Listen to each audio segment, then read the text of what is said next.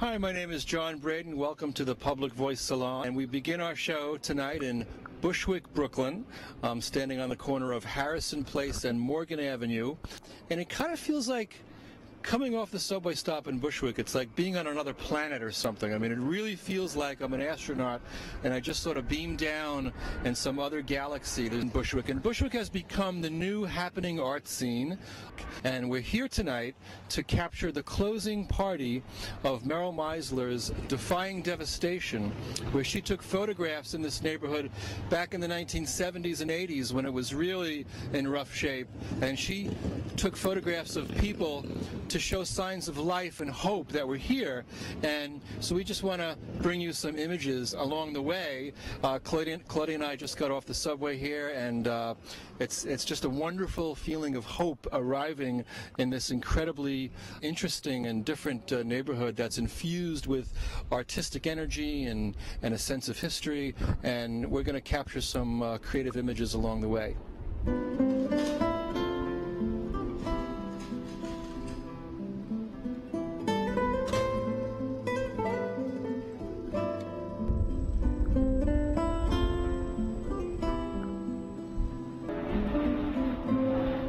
Okay, we're at this amazing art party in Bushwick, Brooklyn. We're with Don Johnson and Eric Taylor, a poet, a singer, and a poet. Yes. And we have some socializing going on in the background. You hear some music. We're going to go inside in a little bit and look at photographs. But to start this celebration, this dialogue, this art encounter, first tell us a little bit about yourself. Well, I'm from Williamsburg. I lived in Bushwick for a while. Okay. You know, and I love music. I love all type of music. Okay. Right now I'm in school. I'm in the Doe Fund, and they helping me structure my life and get myself back on track because, you know, seemed to fell off. But I'm getting back on the horse and we're going to ride again. And this is your friend here? Yes. And who is your friend? Eric Taylor. Okay. And Eric, you're a singer? Yes, I'm a singer. Yeah, I'm from Shreveport, Louisiana. I'm coming to New York to pursue and helping to try to bring a strong socialization of dealing with love back into amongst us, amongst people, and that's my blessing. That's what brings satisfaction in my life to live up to that. So that's what I'm doing. I'm around social people, and I hope that that they can be given something extra, you know, to take on with it. Well, Brooklyn and Bushwick in particular is a very social place. It doesn't have that pretentiousness that Manhattan has with those social hierarchies which inhibit dialogue. This is much more a place of democracy, I feel. That's my own opinion of Bushwick, you know. Yes. And I think what you said about love, Eric, is very important. I think the Beatles said it best, all you need is love. And I think that's still very true today. If I wasn't for my lovely wife, Claudia, who loves me and who I love, this television show would not even exist. A piece of a song. Tell us a little bit about the song. Well, I taught her this song. I was sitting on the waterfront, and Which waterfront? in Coney Island, Okay. and I was listening to some music, and it started to rain, Okay. and I had a person in mind, so I started with this thought, and it just came up. Okay. So I put it together, and you know, Somebody that you love. someone that I truly loved. Yes. Let's hear a few bars of the song to get us started. And what's it called? Thinking of you. Okay. I am sitting here watching the rain fall, thinking that the clouds are crying for you to be happy. Oh, it must be true, because the man on the moon is smiling too. I am listening to the wind blowing what I hear, the water dance to the music that the wind plays. Sometimes the music plays too loud, tidal waves come too high. Why? Cause the sky is dull and the sun won't shine, but once we combine, we can make a love so bright, so fine. There's only love in our minds. Woo. Wow. This is amazing. Isn't this so much better than Fox News? Oh, yes. Wow. This is what America needs. This is what America needs. Nurturance and art and culture and love and caring and people. And thank you, Dawn, for sharing that song with us. Thank you, sir, for taking out the time. And thank you, Eric. We're going to catch up with you later. Okay, thank you. So we're here at an art gallery in Bushwick, Brooklyn with Meryl Meisler, who, this is the last night of her show, which is called Defying Devastation, and it's about Bushwick in the 1980s, when during a period of blight and crime, and this was a neighborhood that had a lot of problems, and Meryl photographed images of hope and life amidst all the rubble. And most of the people here are now in a barbecue that's going on outside. Otherwise, this place was filled up like about 5 minutes ago, and there'll be people in and out. But I wanted Meryl to have a chance to speak a little bit about this show and what it's meant to her, and then we're going to take a look at some of the images, the beautiful images that she has captured in Bushwick. Okay, well, this show reminds me of our last conversation, that indeed this is like out of Candide. That in this best of all possible worlds, because in my last exhibit at Soho, I came one day when I may not have come, and I met you. Yes. And you talked about your public voice salon, and you gave me a little piece of paper, and I kept it. And then I emailed you, and then you actually came out after the show, and we went to Bushwick together, and you interviewed me, just like out there, raw, unedited, and just on the spot, and it went on television, and I said, let's put it on YouTube. Who knows? Then immediately, like the next morning, they probably answered immediately, someone writes me, a person named Wanda Gala says, I'm a dancer. I taught dance at IS 291. I'm organizing a June symposium about arts and education in Bushwick. We want to coincide with Bushwick Open Studios. Would you like to be on one of our panelists? I said, of course I would. I said, I mean, this is because it's through email. I'm saying, but not only that, yes. I have this show of photographs of Bushwick. Just came down. I wanted to be in Bushwick. I wanted to be in the Open Studios tours. Maybe we could make this as part of it. It's just, she writes back, sure, why not? Let's try. And she, at their end, they're trying to find a space they can have an educational panel and also show the work. Yes. I said, this is fantastic. And then I just put my ball in motion. So on my own, I started sending her email links of possible gallery spaces or spaces to contact. It was the spontaneity. It was the fact that, you came on our show before. That's what helped you get this show. And I really think that there's a lot of meaning in your photographs. I think it gives hope to people, and we want to show America. We want to show these images to people. And the fact that we're in Bushwick now is also very meaningful to us, that this was a place, again, that has been devastated by crime and poverty, and there's a political meaning behind that, because all of that was, deliberate, because certain neighborhoods are let to deteriorate and other neighborhoods are not. So, but this is about defiance, and it's about coming back from hope. It's about defying devastation, which is the title of the show. And what we're going to do is, while we look at these images, Meryl, we're going to have, we have a singer over here. We're going to talk to him, and he's going to sing. Tell us a little bit about what you're going to sing while we look at these photographs, because then the music and the photography are going to sort of commingle together. You're going to sing, yes. Eric Taylor sing His Eyes on the Sparrow.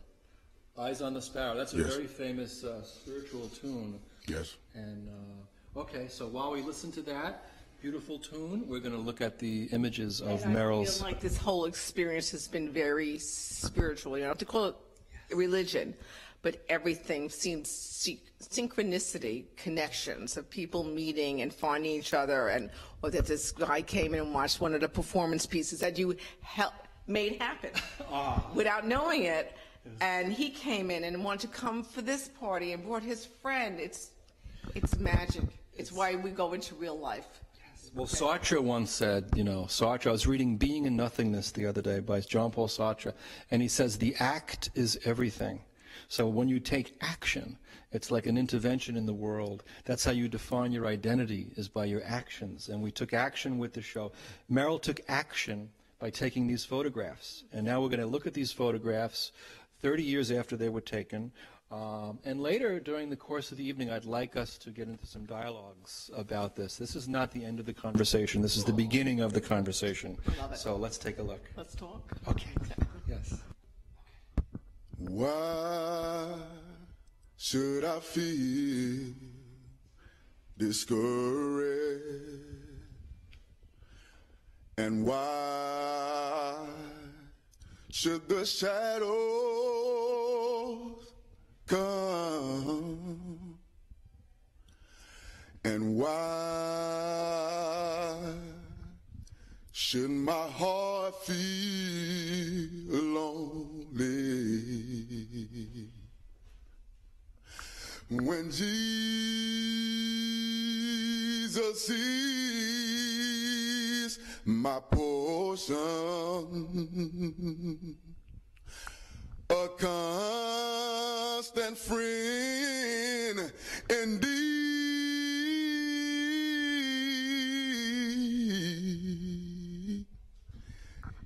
His eye is on the sparrow, and I know the Lord watches me. I sing because I'm happy, and I sing because I'm free. His eye is on the sparrow,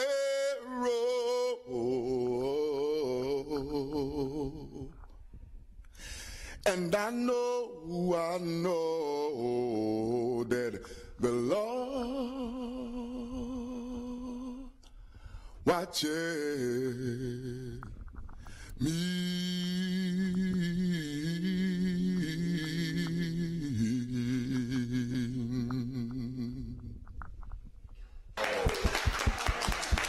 Now we're in the backyard area of this gallery space in Bushwick with Meryl Meisler, whose photographs we just looked at, photographs that show signs of hope, or what Meryl once herself said, the dandelions in the cracks. And I'm getting a feeling now, just by being here in Bushwick as it is now, with this sense of resurrection, when you see what's happening in the neighborhood now, how art has created a regeneration of hope and transformation, that I wanted to let Meryl start by saying a few words about her show in terms of the spiritual nature of art and what it means and how art can help us survive in terms of crises and in terms of what this means to her, the show that we just saw, this Defying Devastation, photographs of Bushwick in the 1980s. Thank you, John. Everything about the show, from meeting you, from putting it out there, from a little girl in the picture, Vanessa Mártir, contacting me because she saw it online, because she found a picture of herself as a child, working on her memoir, and then being in touch with seeing the bloggers who came to the show and seeing a note that there's a new gallery opening up that's focused on education and community, and sending a note out, and I get a reaction from a Nyssa Frank over here, who was like, I'd love to meet you, and we come and meet, and you tell us about that day. It was like magical. Well, the gallery hadn't even opened yet. It opened in April, and my goal was to be also a community center for Bushwick, and in the sense of creating a platform for local artists and also just anyone who needs a platform, you know, people who are underappreciated, underrepresented. And then Meryl contacted me about this, and I literally looked at 2 photographs and I said, yes, definitely. Like, this is what I want to do. This is exactly what Bushwick needs. This is exactly what I need in order to feel like I'm integrating myself into the community instead of just being a transplant that brings my own backstory and presses it onto the people. I want to work with the people, and it was just, it was perfect. It was exactly what I wanted to happen. So I just feel so lucky. Oh, thank you. You know, one of the things about Bushwick, it's become a very authentic art space here. You know, even artists in Williamsburg, I understand, are leaving to come here, not only because the rents are high, but because they feel the energy here. There's a vibe. What is it about the Bushwick vibe that makes it so special? I know that when I come back here, I get off the subway and I feel like I'm in a time portal, that I transgress time. I am here, and it feels so familiar, and I feel the same friendliness from people that I did then, even more. Wow. I felt like I landed on another planet when I got off. I felt like an astronaut just beaming down. And I love that feeling. I love there's an energy here. There's an openness. There's a sense of democracy. It's not so she. It's not so fake and phony. This is like so real. It's so authentic. And who are some of these people? This man over here. I got to get him on the air. Tell us. Yes. Okay. Well, I would say, tell us besides the collaborators, there's myself. I didn't want to do it. Nyssa. Yes. And Mike did everything, helped with Nyssa. Patricia O'Brien, who also taught in Bushwick in the 80s, she did all the graphics. Is a reason, yes, art teacher, another art teacher, it looked the way it did. She understood it innately. She was here when her street was not happening, but it was a crack capital and prostitute row. You know, she taught here for 7 years. I taught here for 14 years. Vanessa grew up here. It was like, it's very real. And this is a place of healing. And we have a psychotherapist from California who came in for the event, and he's going to tell us about what you think about this event. Was this healing? Not only healing, but I think it's really interesting to look. I think it's really interesting to look at Meryl's pictures from the point of view of what was going on in the world in the 80s. All the destruction and the healing, and the way ordinary people feel about the world. That is to say, we put up with all that crap that comes down from the rich, and nonetheless we continue to make a world of life where we love each other, we have children, we have a life, we have pets, and life goes on. Life goes on. So it's really interesting to see. Feeling a love here, and we're going to continue. We're going to walk around, and we're going to have a good time tonight. We're in Bushwick, and this is about life, and it's about art, and it's about redemption, and I feel very happy to be here. This is somebody? Yes. This is Gitelle Kaplan, who was before I even came to school. She was a guidance counselor, and she's a sub-connection to Mr. And she taught here a lot longer. Yeah, I remember the neighborhood that Meryl photographed. This is your husband. Coming over here, your boyfriend. This is your boyfriend. Yeah. Husband, boyfriend. Tell us your names again. Sure. I'm Charlie Marshall. Gitelle Kaplan. And you have quite a love story, don't you? Yes. Yes, we do. Like most people have love stories. Human beings have love stories. But ours is a miracle. You know what they say, the rich get richer and the poor have babies. That's your story, not mine. Gitelle is one of those people, the healer. She heard all the stories. She helped the kids going through the hardest times of their lives, and she helped them stay in school, go on to high school.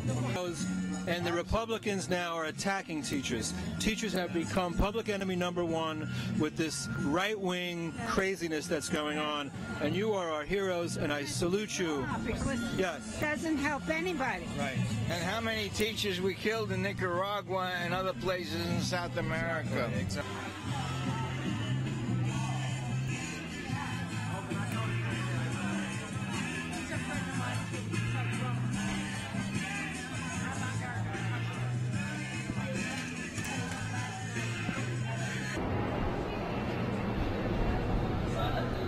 This picture, well, all of these pictures are amazing, these photographs. This one in particular is very interesting to me. The car, well, it's actually, they used to burn the cars. So after the 77 blackout, that's when the fires started, and people were, in Bushwick especially, were in a state of unrest. They weren't happy with where they were living. They weren't happy with their environment, and there was the drug aspect as well. And so after the 77 blackout, everyone decided to kind of rebel against everything and just let loose. And Vanessa and Meryl told me that, they just wake up in the morning. Well, Vanessa would just wake up in the morning and she'd see another car that was on fire. And one of the interesting things to me is you can look at some of these and you can say, well, that could still be Bushwick today. There's certain photos that you could say, I could see that right now, but this is definitely not one of them. But what's interesting is this Kentucky Fried Chicken place is still there.